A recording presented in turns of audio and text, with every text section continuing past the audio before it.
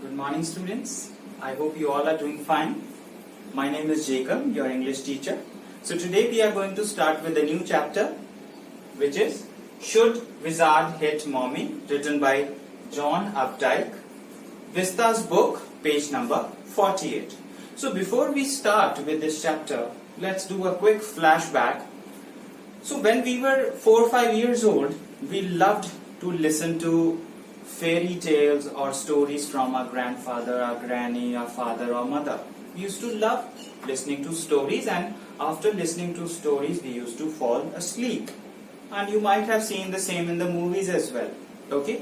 So this chapter is also about a girl named Jo who used to listen to stories from her father. So let's find out what kind of stories she used to listen. Okay? So page number 48, Vista's book, Should Wizard Hit Mommy?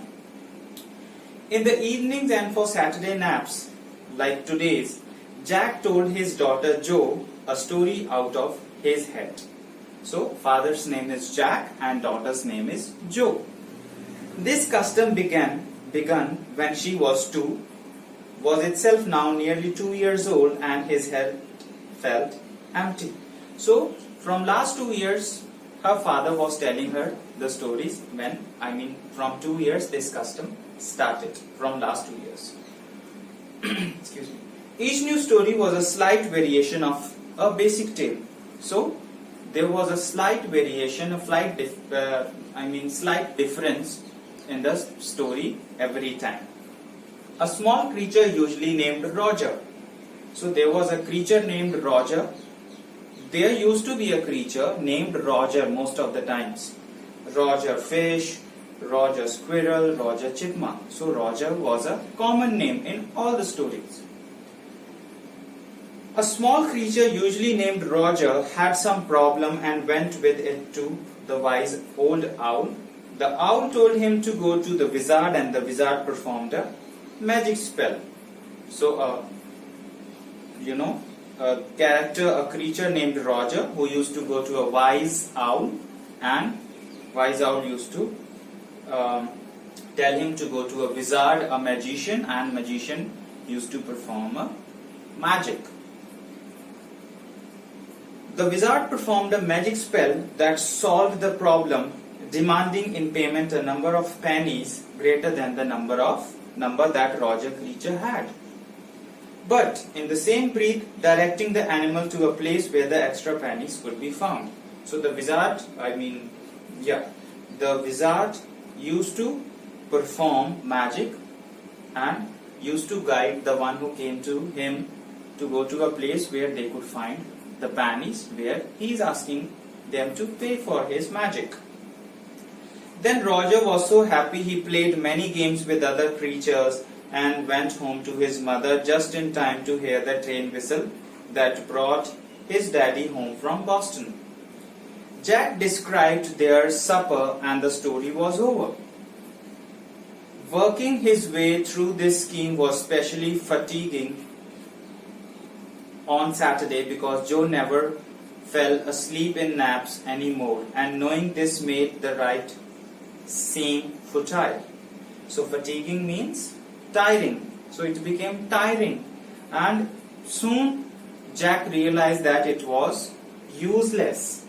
Okay, so the little girl, not so little anymore, the bumps her feet made under the covers were halfway down the bed, their big double bed that they let her be in for naps and when she was sick. So the girl was now a grown-up. She was not a little girl anymore, and that has been described in the bracket. Had at last arranged herself, and from the way her fat face deep in the pillow shone in the sunlight, sifting through the drawn shades, it did not seem fantastic that some magic would occur and she would take her nap like an infant of 2. Her brother Bobby was 2 and already asleep with his bottle. Jack asked, "Who shall the story be about today?" So as she was a grown-up, she was expecting her father to be more precise, or maybe narrate stories which would actually make her get more interest in the stories. So her father asked that what kind of stories or what story would she want to listen that day. Jo squeezed her eyes shut and smiled to be thinking she was thinking. Her eyes open, her mother's blue skunk, she said firmly. So Jo squeezed her eyes, okay, and she pretended that she was thinking, and suddenly she opened her eyes and said about a skunk. Skunk is a cat-like animal. A new animal, they must talk about skunk at nursery school. So skunk is a cat-like animal. She's asked her father to narrate a story related to skunk. Having a fresh hero momentarily stirred Jack to creative enthusiasm. So having a new character, Jack was more enthusiastic that now I have a new character in the story, a new hero. All right, he said. Once upon a time in the deep dark woods, there was a tiny little creature by the name of Roger Skunk. So, as we discussed in the first paragraph, Roger was a common name, just the second name, or you can say the last name, was changed depending upon the creature, the animal. Roger Squirrel, Roger Chipmunk, and now it is Roger Skunk. And he smelled very bad. So now he is narrating a story about a skunk, Roger Skunk, who used to smell very bad. Yes, Jo said. She was happy that yes, she would finally be listening to a new story related to skunk. He smelled so bad that none of other little woodland creatures would play with him. Jo looked at him solemnly. She hadn't foreseen this. Whenever he would go out to play, Jack continued with just remembering certain humiliations of his own childhood. All the other tiny animals would cry, "Ooh, oh, here comes Roger Stinky Skunk." And they would run away. And Roger Skunk would stand there all alone, and two little round tears would fall from his eyes. So when Jack, Joe's father, started with the story that Roger Skunk used to smell very bad, he used to stink.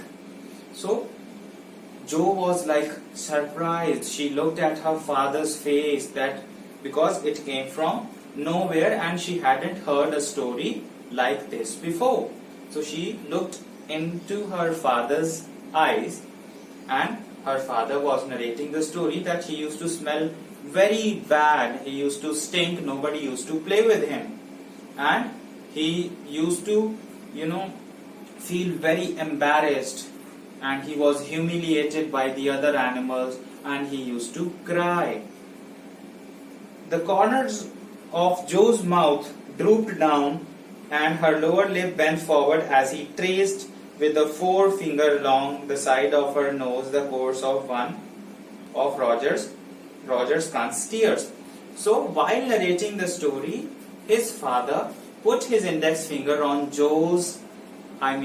under her eye, and he is actually showing her that how Roger Skunk was sad and he was crying, how the tears fell from his eyes.